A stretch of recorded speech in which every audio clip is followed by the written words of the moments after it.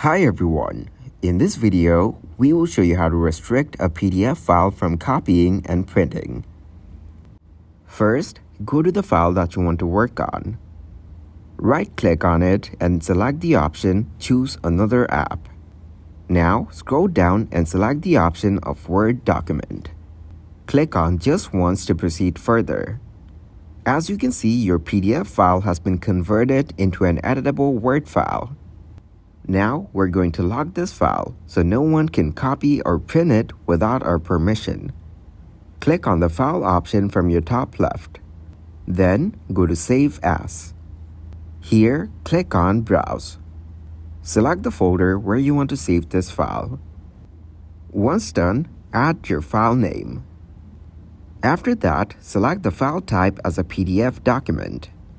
Now click on Options given at the bottom. Select the option of Encrypt the document with a password. Also, select the page range as All Pages.